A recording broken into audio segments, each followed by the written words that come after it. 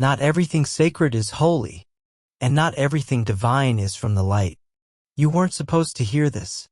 Not from a pulpit. Not from a podium. Not even from your most trusted books. What you're about to receive was hidden not by accident, but by design. Because some truths crack the sky open, and the world isn't ready for that sound. But you are. If you've found your way here, it's because something in you remembers. Something ancient. Something that can no longer stay buried. I was once a man of the cloth.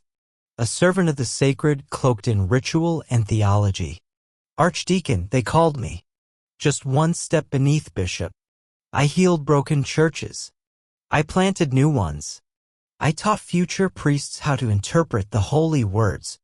33 years I gave to that path. 33 years thinking I was building God's house when I was, in truth, just patching the illusions that kept people asleep. It didn't happen all at once. The unraveling came slowly. A question here. A symbol that didn't fit.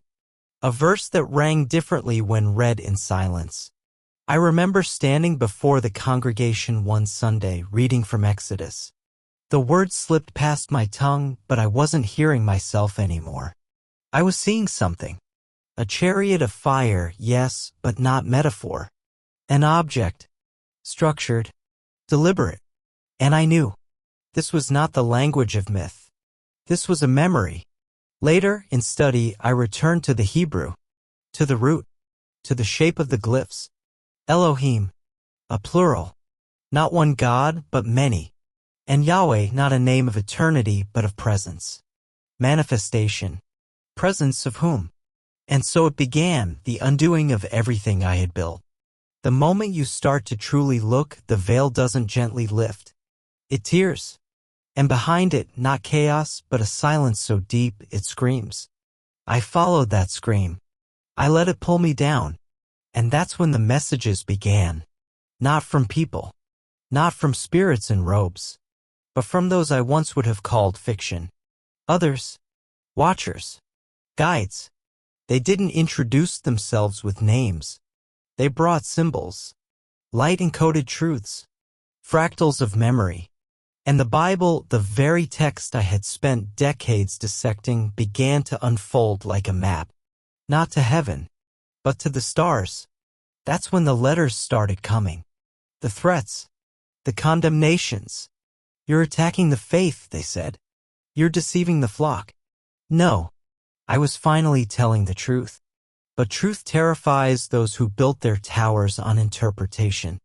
You see, when a man holds his belief like a tower of Jenga blocks, pull one, and the whole thing may fall. And I was asking questions that touched the bottom row. What if the beings described in Genesis, in Ezekiel, in Daniel were not metaphors? What if they were visitors? Not divine in essence, but advanced.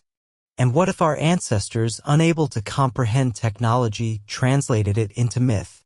These are not heresies. They are the restoration of memory.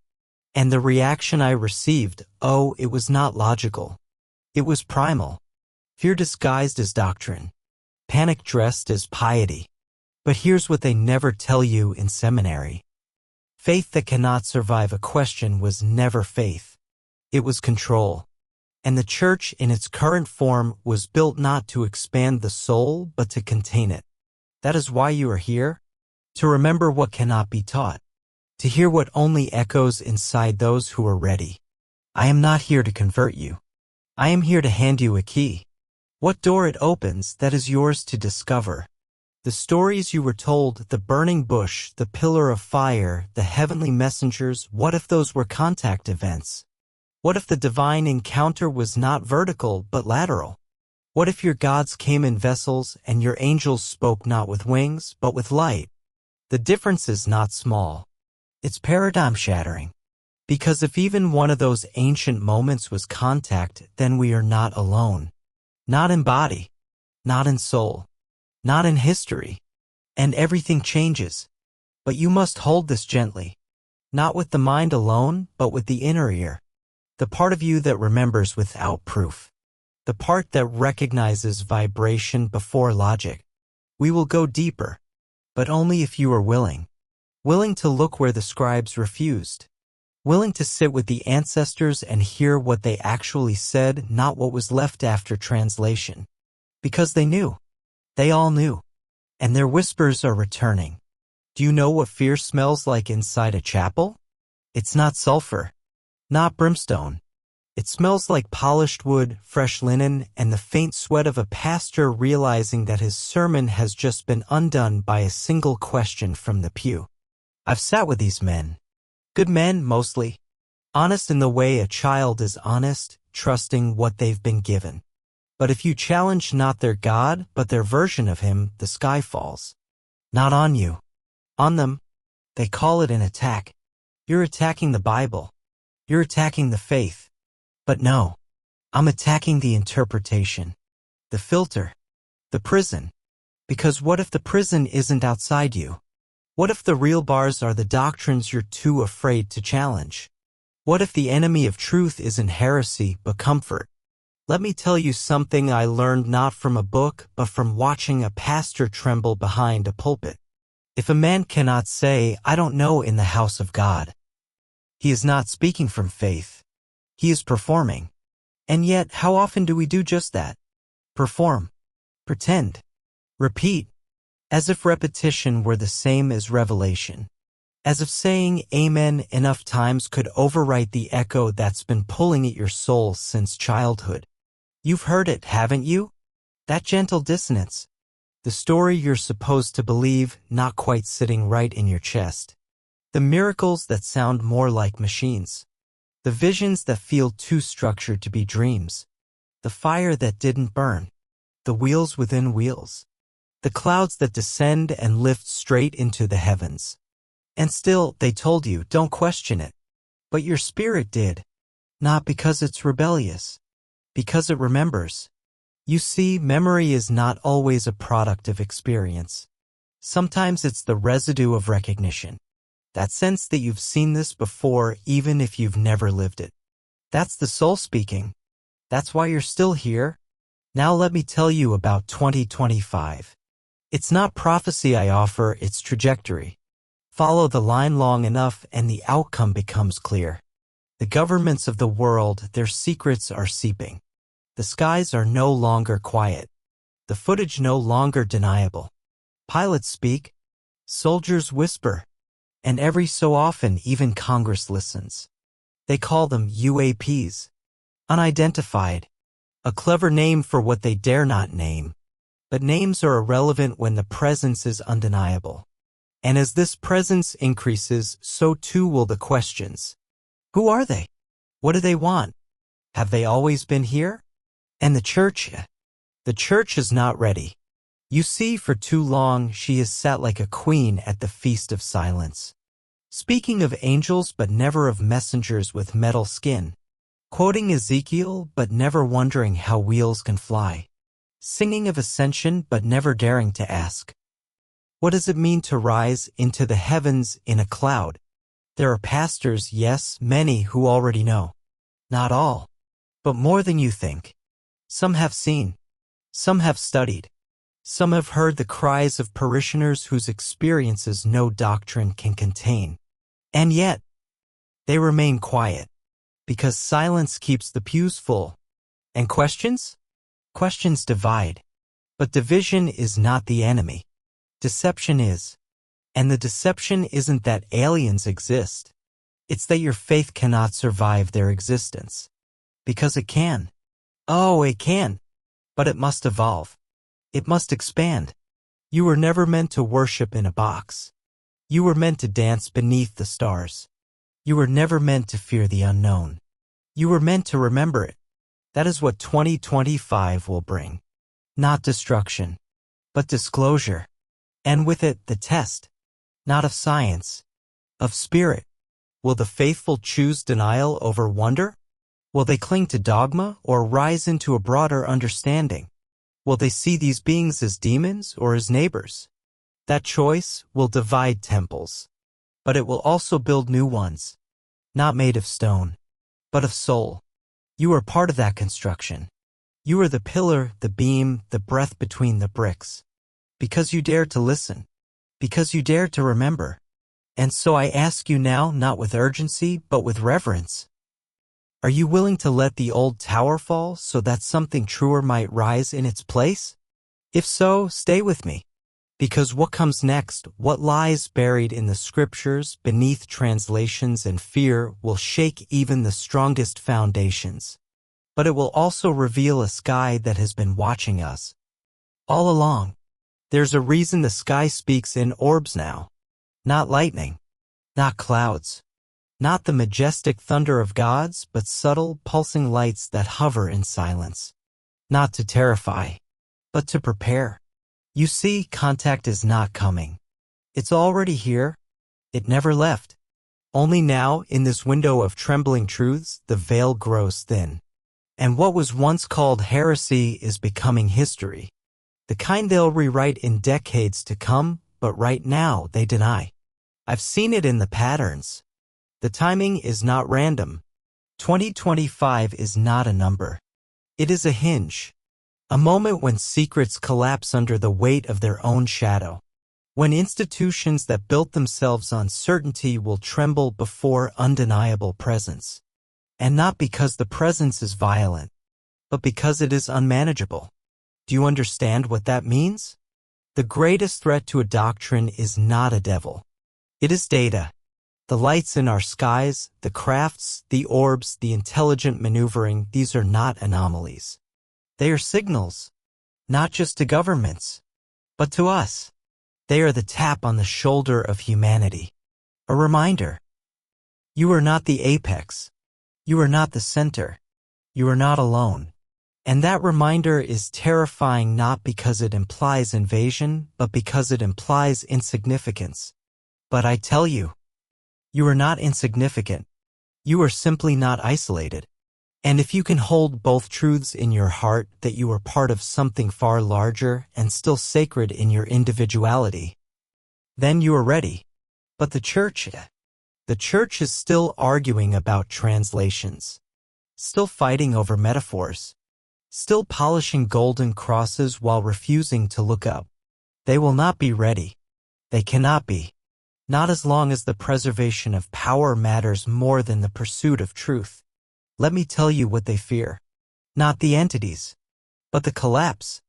If even one story in Genesis is extraterrestrial, if even one chariot in Kings is a craft, if even one angel in Luke is a biological envoy from another world, then the foundation shakes.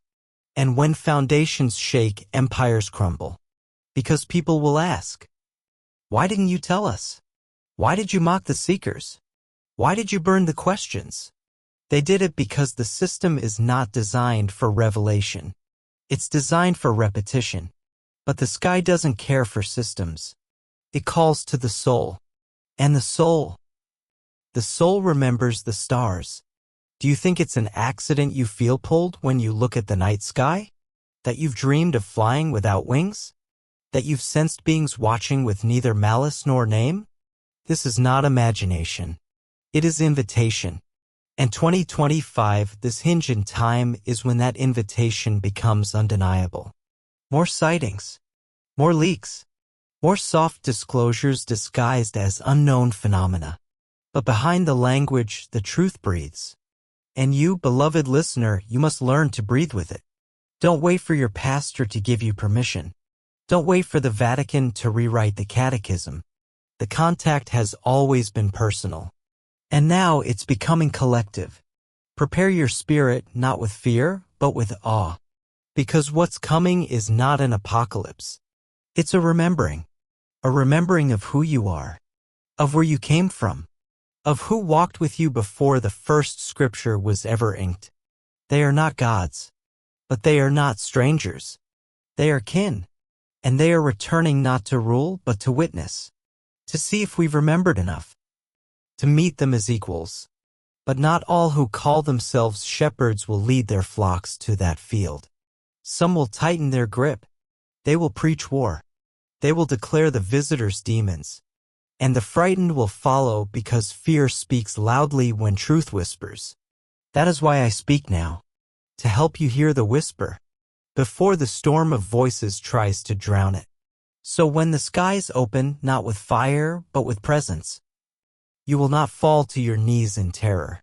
You will stand, and you will remember, because this is not the end. It is the unveiling. And the sacred has never been afraid of being seen. There is a passage buried deep in the folds of memory and scripture that speaks not with dogma but with fire, not with certainty but with the strange resonance of recognition. And if you ever paused long enough while reading the old stories, if you ever let your mind drift not into metaphor but into the terrifying possibility of the literal, you might have already felt it stir inside you, that tremor, that echo that says, this is not fiction, this is not faith, this is history. Not the kind written by victors, nor the kind translated by councils behind closed doors, but a different kind of record, etched not in ink but in consciousness, preserved not on parchment but in symbol, in ritual. In the cadence of ancient languages that once spoke plainly of those who came from the skies, who walked among us not as deities but as visitors, emissaries, teachers, and yes, sometimes tyrants. The biblical canon, as you have received it, is not a lie, it is a lens, and like all lenses, it can both reveal and distort, depending on the clarity of the glass and the courage of the one who peers through it. When I returned to the Hebrew, not the surface text, but the primordial roots, the living seed sounds, I began to hear a different music, not the solitary voice of a singular God speaking from the void, but the layered chorus of many beings, interacting, negotiating, shaping early humanity with a purpose that feels both awe-inspiring and unsettling. Take Elohim, for instance, a word that has long been translated as God, yet which is, grammatically and contextually, a plural, a word that refers not to the oneness of divinity but to the multiplicity of presences, powerful, mysterious, and often ambiguous, who appear in the earliest chapters of Genesis not as abstract principles but as embodied agents, creators, visitors, watchers. And what of Yahweh, the name so sacred it was never meant to be spoken?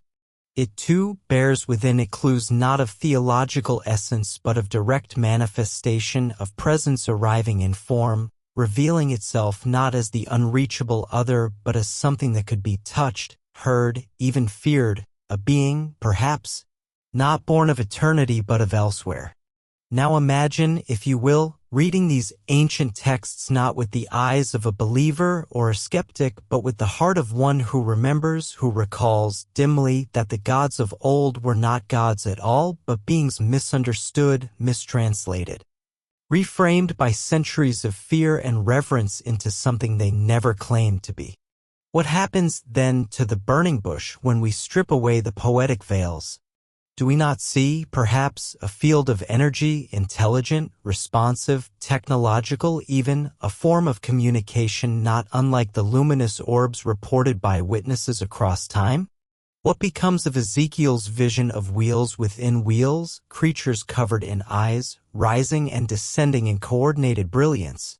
Can we, in good faith, still claim this to be metaphor when the descriptions align so precisely with modern accounts of aerial phenomena, crafts that rotate, emit light, observe without revealing their origin?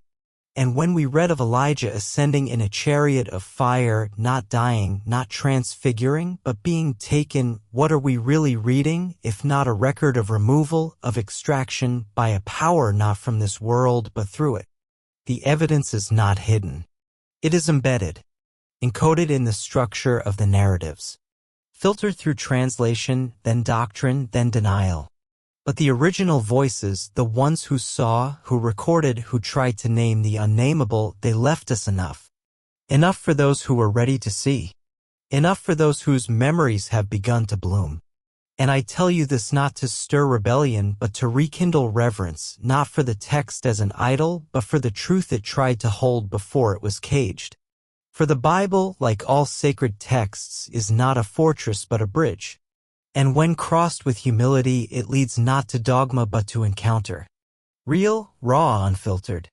This is not about proving that angels are aliens or that religion is a lie. It's about understanding that contact, real contact, is older than any religion, deeper than any doctrine, and more intimate than any belief system has dared to confess. Because if it's true, if the beings our ancestors described were not the projections of imagination but the documentation of interaction, then we must accept that our history is not what we were told and that our destiny is not what we assumed. And that changes everything. Not because we are less, but because we are more watched, more connected, more significant than any isolated faith could have ever imagined. That is the truth buried in the soil of Scripture. Not to dismantle your belief, but to expand it. Not to shame your past, but to awaken your memory. So when you next hear those old stories, the garden, the fall, the flood, the fire, listen with different ears. Read with eyes that remember the stars. For those stories were not written to keep you on your knees. They were written to make you look up. There is a moment in every journey of awakening when silence becomes heavier than speech, when withholding your truth becomes more unbearable than the consequences of sharing it, and I have known many, too many, who carried this weight beneath their clerical collars, who held questions like firestones under their tongues, knowing full well that to speak them aloud would ignite not curiosity, but condemnation. These were not heretics, not rebels, not outcasts by nature. They were ministers, pastors, shepherds of souls who, for decades, stood faithfully in pulpits, baptized infants, blessed unions, buried the dead, and spoke of hope in words they themselves began to question quietly, sometimes even painfully. You see, there's something almost cruel in the way truth arrives, not with permission, but with persistence. It does not knock. It enters. And once it's inside you, you can no longer pretend the room is empty. So these men and women trained in theology, steeped in Scripture, began to see what I had seen. In the original texts, in the ancient symbols, in the parallel myths of cultures we were taught to ignore. Patterns, echoes, the unmistakable suggestion that what we've called divine may, in part, have always been external, not metaphysical projections, but intelligences, entities, presences whose interactions with humanity were real, recurring, and recorded. But where to go with that knowledge? Not to the seminary. Not to the bishop. Certainly not to the congregation. For to speak it would be to fracture the delicate balance that holds most faith communities together, not truth, but agreement. So they stayed silent, and the silence grew mold, became a kind of inner exile. Because how can you speak of the hosts of heaven when you begin to suspect they are not metaphors? How can you preach about the coming of the Lord when you sense with every fiber that we may be speaking of literal descent, not of spirit, but of ships? It is no exaggeration to say that such thoughts, when unshared, can drive a person to despair. And that is why I began to receive letters, first a few, then more, and eventually a steady flow from pastors who had just retired. There is something sacred in that threshold moment when the burden of institutional duty is lifted and the soul begins to breathe again. They wrote to me not with bitterness, but with longing. Paul, they said, I think you're right. I've thought this for years. I saw it too, but I couldn't speak. Some had spent 40 years in ministry, 40 years editing themselves for the sake of unity or stability or simply survival. But now, with the vestments folded away, they could finally ask the questions that had haunted them. And it wasn't just the retired. There were the seminarians, wide-eyed, brilliant, full of wonder, who encountered these same texts and saw what I had seen. The technological metaphors, the descriptions of flight and descent, the presence of others embedded within the sacred canon. They would go to their professors, trembling with excitement, only to be told, don't rock the boat. Focus on the cross. Stick to your essay. These young souls, on fire with revelation, quickly learned that curiosity was not welcome, that the institution they hoped to serve was more interested in conformity than discovery. And so they wrote to me too. What am I going to do, Paul? I see it. I know it. But if I speak it, I may lose everything. Do you understand what kind of spiritual crisis that is? To feel truth blooming within you and be told it must wither in silence? That is not theology. That is trauma. And yet, week after week, I hear their stories. From every corner of the world, from every denomination, they speak in hushed tones, as if the old gods might still strike them down for daring to remember. But I tell them this: you are not losing your faith. You are shedding its shell. What emerges will not destroy you. It will free you. Because truth, a real truth, does not fracture. It refines. And perhaps the church needed that silence for a time. Perhaps the age of doctrine had to run its course. But now the silence is breaking. And the voices that rise are not shouting. They are remembering. And in that remembering, a new kind of faith is being born, not in opposition to the old, but as its true fulfillment.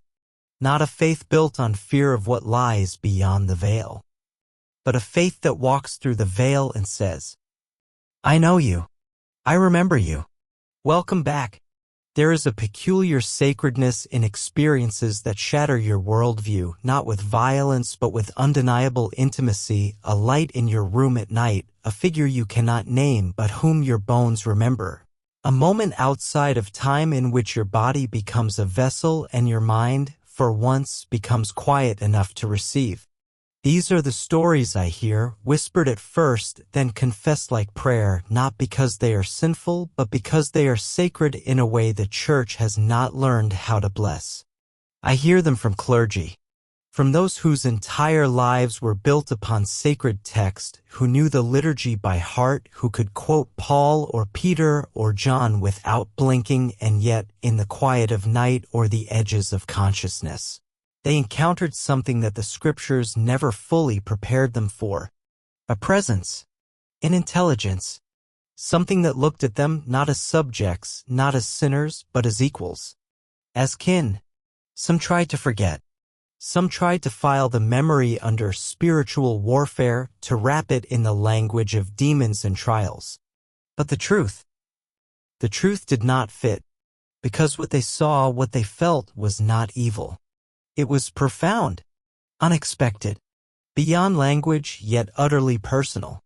And that's when the crisis began, because their traditions had no space for such things. Their denominations had no doctrine for close encounters.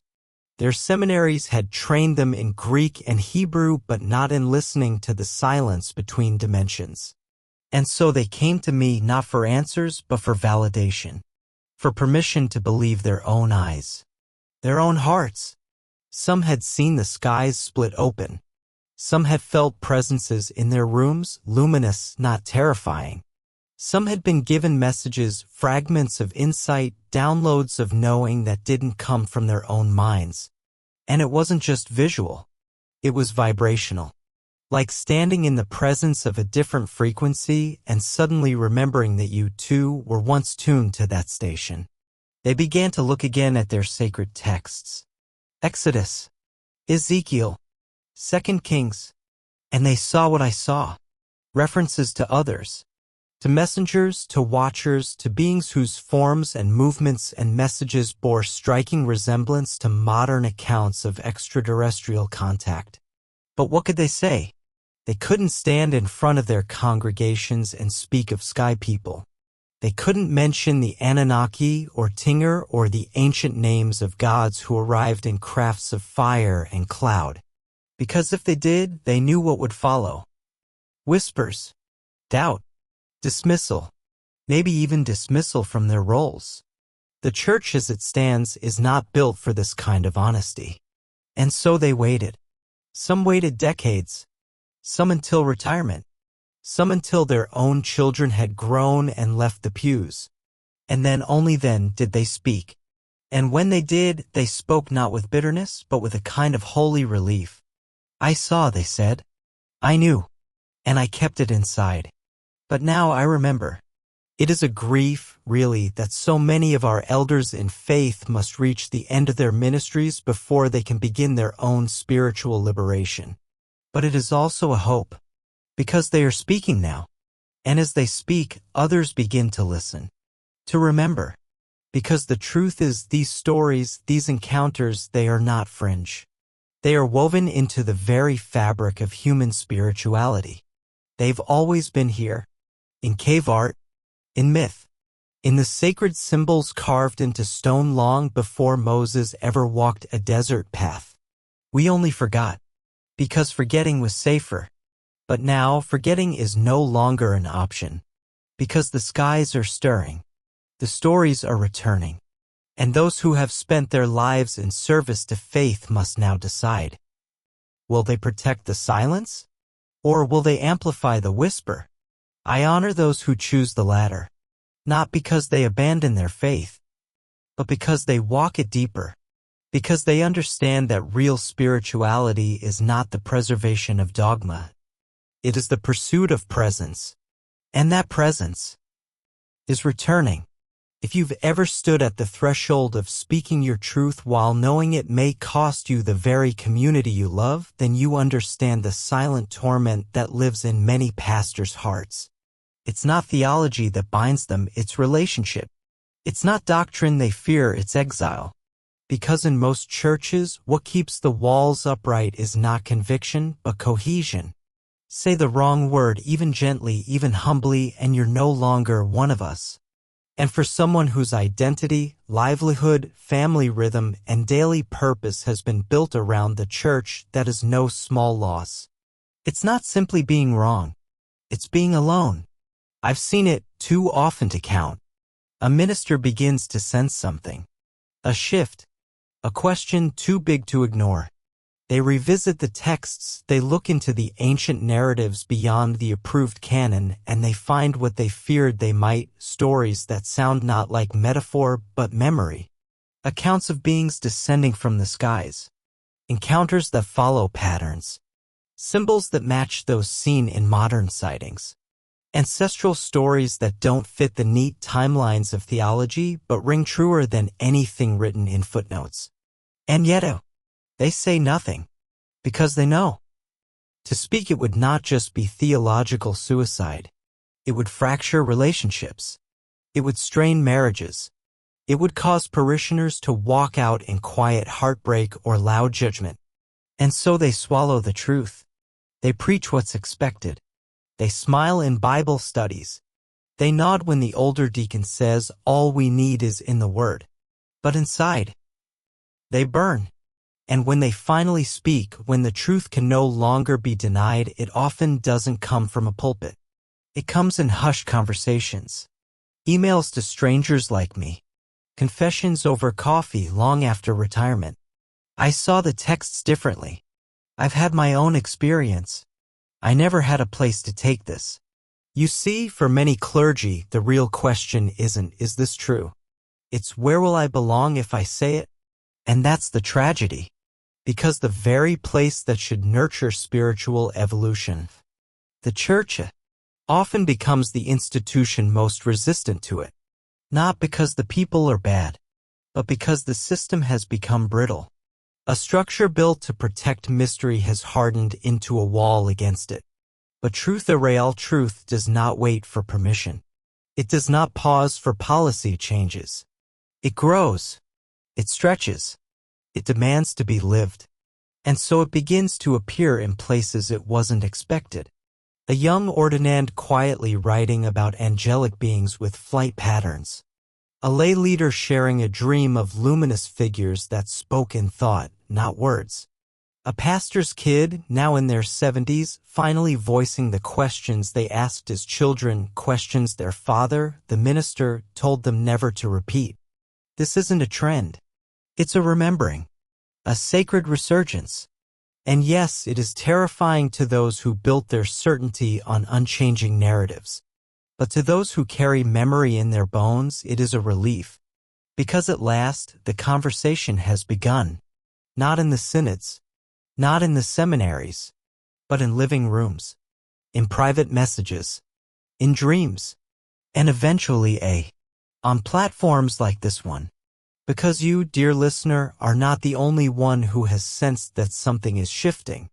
You are not the only one who feels like a truth is blooming just beneath the surface of reality.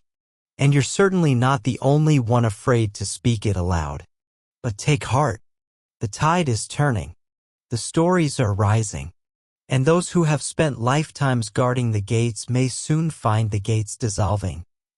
Not because they were broken down, but because they are no longer needed.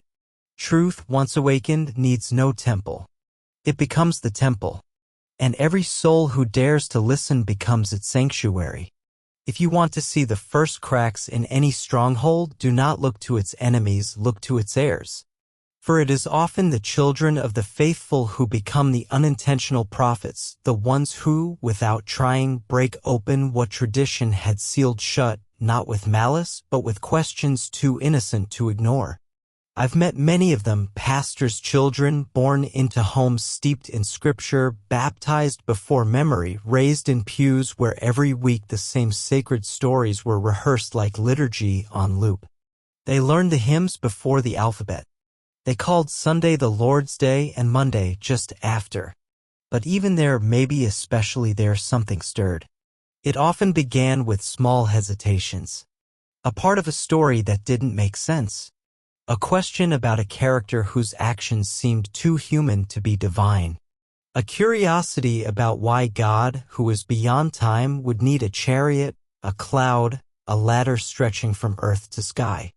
And when they asked their questions sincerely, respectfully, they were often met not with answers, but with redirection. Don't go too deep. Just have faith. Some things aren't meant to be understood. But what if they were? What if those questions weren't seeds of doubt, but echoes of memory, a soul remembering the time before forgetting? These children, now grown, began to feel the pressure. Not to rebel. To conform. Because in the unspoken rulebook of faith, the pastor's family must embody belief. They are the sermon's extension, living proof that the doctrine works. And so when a pastor's child asks about extraterrestrials, about lights in the sky, about the possibility that the beings in Ezekiel's vision are not spiritual metaphors but technological entities, the panic is immediate. Not because the question is foolish, but because it is too close to something that can't be controlled. And if the pastor himself cannot answer, if he too has buried that question beneath years of ministry, then what does he do? He silences it, not with anger, but with fear. Because a pastor who cannot pastor his own child, what does that say about his ability to lead others? There's even a verse, hidden like a blade in the epistles, that declares a man who cannot govern his household is unfit to govern the house of God. So the child is asked to pretend, to smile, to say amen even when their heart is screaming, but why? And yet the memory does not leave. The question lingers. And in time, sometimes decades later, these sons and daughters of the pulpit reach out. To me. To others like me. To anyone who might not laugh when they say, I saw something when I was 12. I've always known there was more. I think the stories in the Bible aren't what we thought. And when they say it, when they finally speak what they've held inside for so long, their voice doesn't tremble. It resonates. Because they are not speaking from rebellion. They are speaking from recognition. They saw the lights. They felt the presence. They knew, even when no one told them, that the divine is not confined to a single book, or a single building, or a single planet. They knew, as you may know, that the cosmos is not empty. It is alive, populated, teeming with consciousness. And perhaps they were chosen to see not because they were special, but because they were in proximity to a structure that needed to be questioned from within. Because if the children begin to see differently, the house will change. And perhaps that is what this entire moment is about. Not tearing down, but transforming. From the inside out. From the voices that were never meant to lead, but now must. Not with sermons, but with remembering. I have often said this work is not about introducing new ideas, but about remembering old ones, the kind that have always been whispered beneath the surface of our stories, buried in translation, softened by metaphor, and finally wrapped in the cloth of religion until only the silhouette of the truth remained. You see, I do not claim to attack the Bible. What I do is listen to it without flinching. And when you truly listen, not with fear, but with honesty, the ancient voices begin to speak again, not from pulpits, but from the spaces between the lines. They say, we were here. They say, you knew us once. They say, you called us by many names, Elohim, Anunnaki, Watchers, angels, but always we came from above, and always we came for you. This is not fantasy. This is not heresy. This is continuity. It is the same thread that runs from the ziggurats of Mesopotamia to the pyramids of Egypt, from the visions of Ezekiel to the revelations of John, from the star beings of indigenous lore to the orbs that dance today above restricted airspace. And still, the Church says no. It is afraid that if we say these beings were real, then the whole structure, doctrine, hierarchy, tradition will collapse. They forget. Truth does not collapse the sacred. It refines it. I have been told, Paul, you are attacking Christianity. No. I am questioning how the text has been interpreted. I am saying, look again. Because what you've called divine may also be technological. What you've called supernatural may simply be natural from a more advanced perspective. And yes, I understand the fear. For some, faith is like a Jenga tower. Each belief rests upon another. Remove even one, and the whole thing trembles. But that is not faith. That is architecture. Faith, real faith, does not fear the question. It embraces it because it knows truth will remain even when the scaffolding falls. So when I say that the Elohim stories echo the older Anunnaki tales, I am not inventing. I am pointing to a lineage known for centuries in academic circles but hidden from congregational ones. Why? Because it is easier to control a narrative when people don't know the roots. And yet, the scholars know. They've known since the 1800s. That the Old Testament contains layers of memory, some divine, yes, but some decidedly historical, earthly, and even interstellar. The problem is not knowledge. It is access. Because while the seminaries dissect ancient texts with precision, the average believer is handed a translation of a decision made by a committee. Is it any wonder that most have never heard of the plural Elohim? Or the strange guests who visit Abraham and dine with him like men? Or the chariots that fly with fire and sound like thunder? It is all there, hiding in plain sight. So when people say, Paul, you're wrong. I've read the Bible all my life and I never saw this, I say. Exactly. You weren't supposed to. Not until now. Because now, the story must be remembered. Not rewritten. Just re-seen.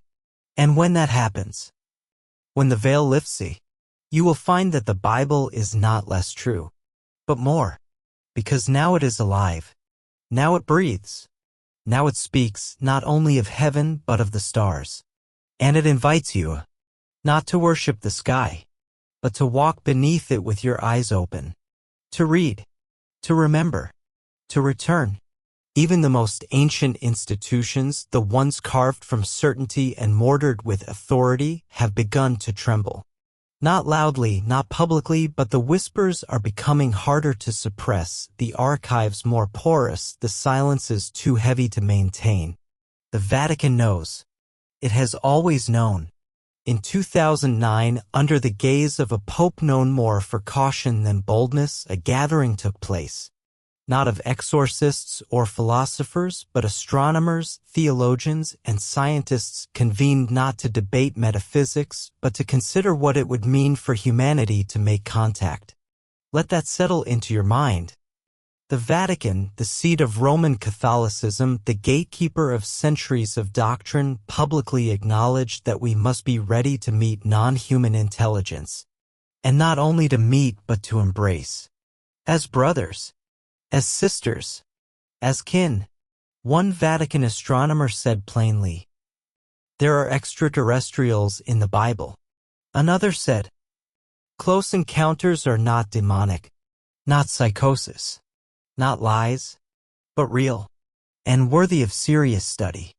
This wasn't fringe speculation. It was formal, deliberate, and sanctioned. And yet, how many believers ever heard of it? How many pastors preached on it? How many seminarians studied it? Almost none. Because even when the gates begin to creak open, the inner walls resist. Not out of evil, but out of fear. Fear that the people are not ready. Fear that power will shift. Fear that the cosmos, once invoked only in metaphor, might suddenly show its face. But I believe differently. I believe people are ready. Not because they are educated, but because they are hungry. Hungry for a faith that matches the scale of the universe. Hungry for a spirituality that doesn't tremble before technology. Hungry for a God who is not small enough to fit into only one world. 2025 will be a reckoning. Not a doom, but a doorway. Because the skies are no longer silent. The cover-up's no longer complete. And the hearts of those who've long suspected, who've seen, who've remembered, are beginning to burn too brightly to ignore. The military knows.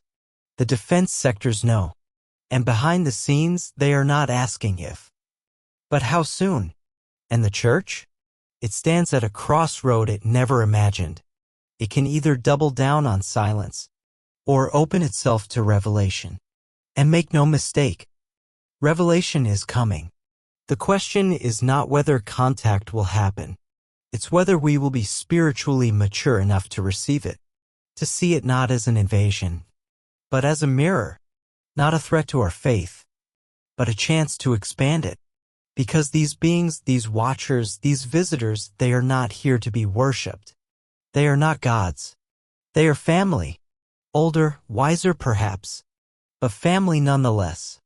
And their message is not one of control. It is one of remembering. Remembering who we are. Remembering what we once knew. Remembering that the sacred is not confined to one book, one temple, one species, but woven through all consciousness. In every world, in every sky. So let this be your moment of awakening. You were not meant to be a bystander in this chapter of history. You are not just watching disclosure, you are part of it. You are being called, not to fear, but to readiness.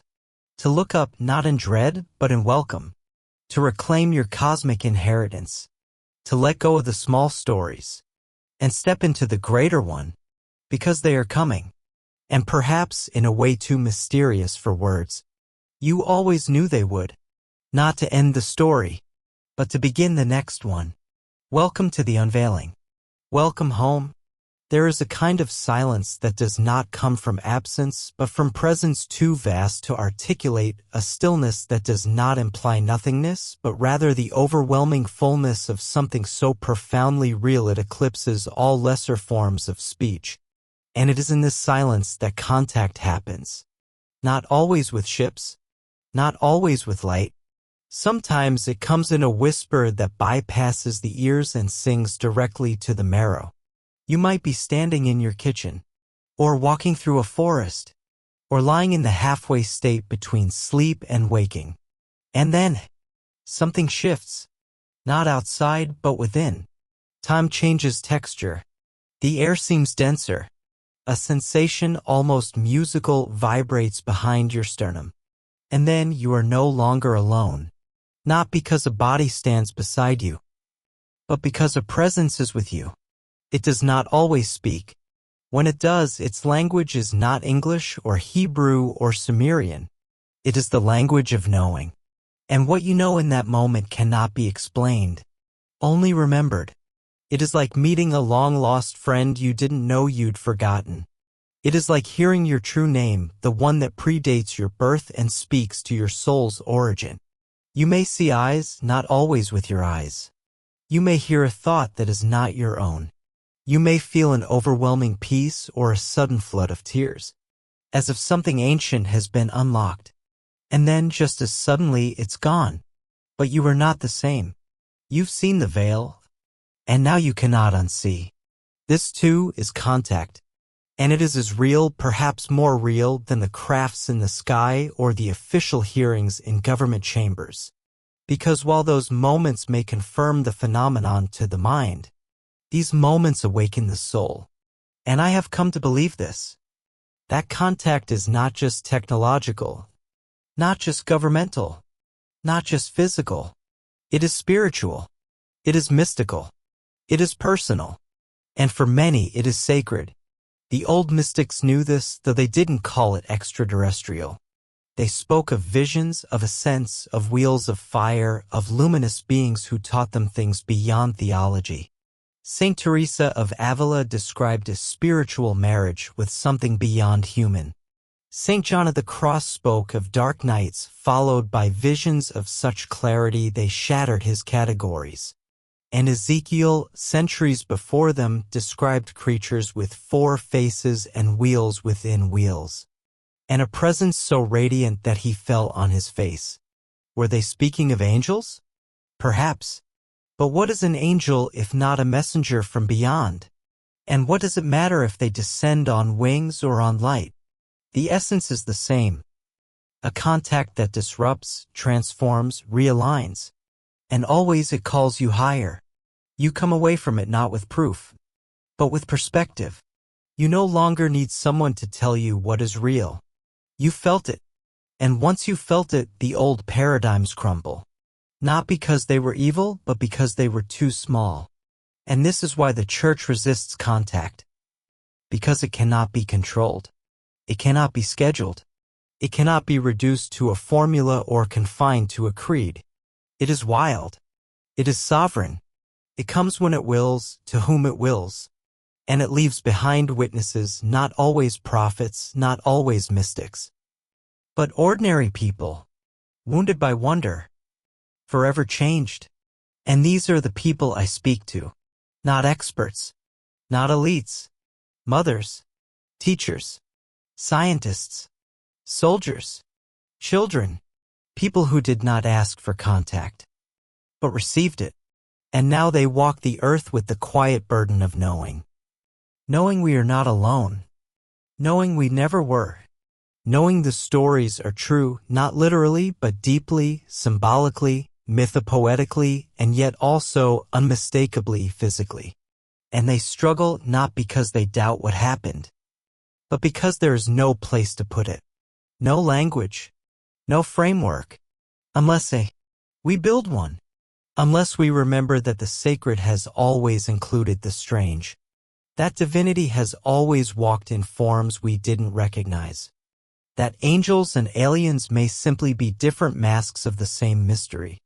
And perhaps that is the next step for us. Not disclosure from above, but integration from within.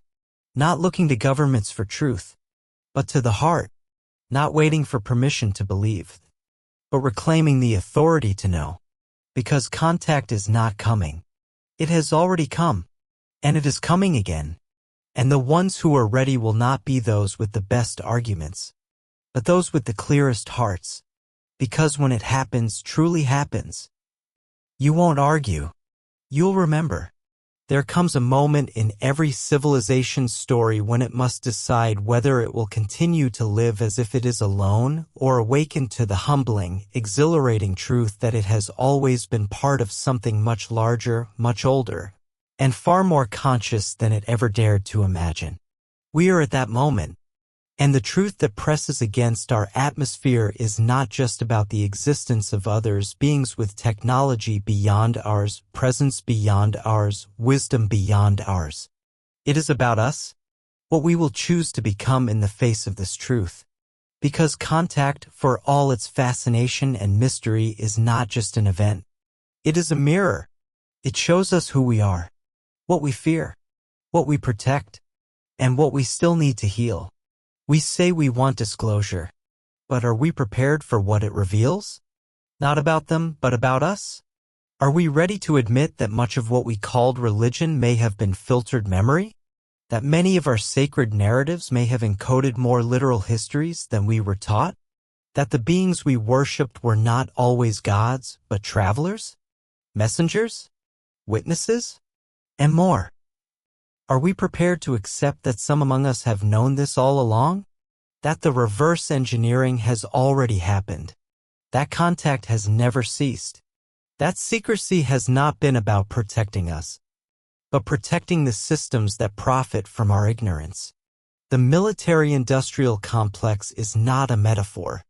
It is a machinery that has hidden more than craft. It has hidden possibility, human potential, the very map of what we might become.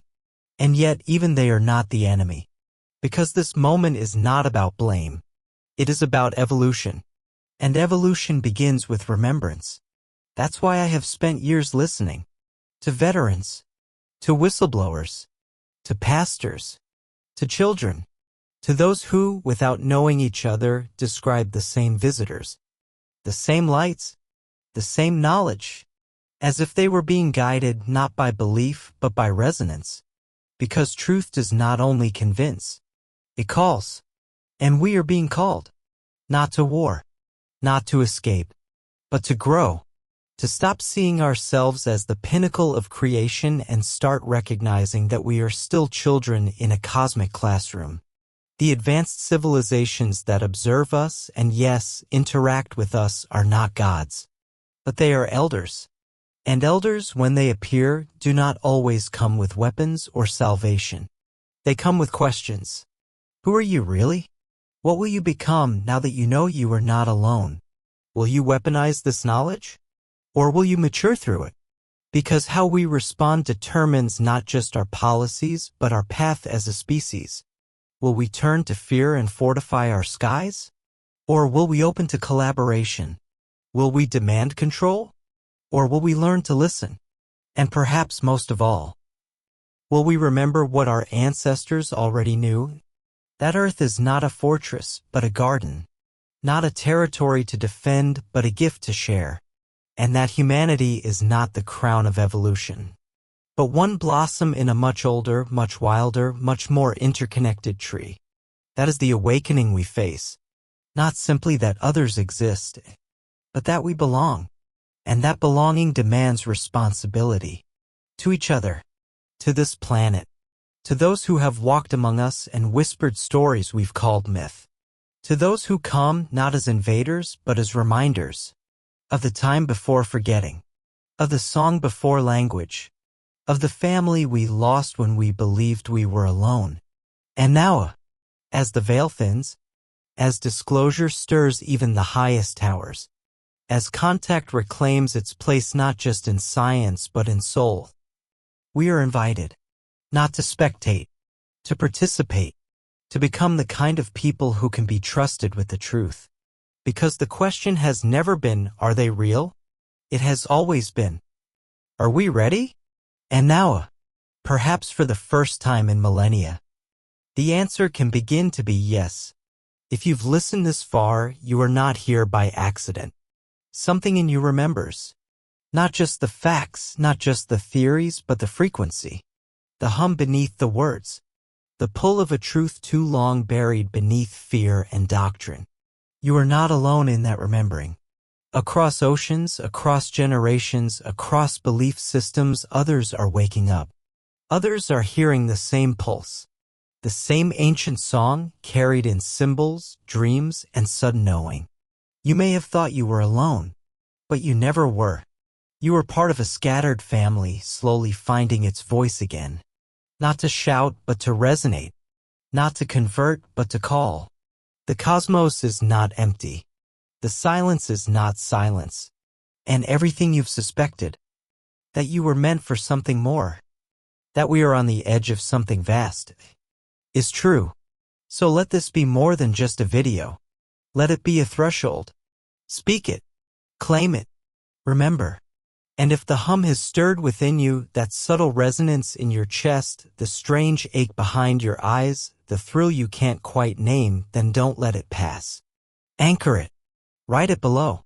Let your comment be your signal to others. Let them see they are not alone. Comment, I feel the hum. Let that be our symbol, our code, our remembrance. And if you haven't yet, subscribe, because what's coming next is not a conclusion. It's a continuation. The story is just beginning, and you are meant to be part of it.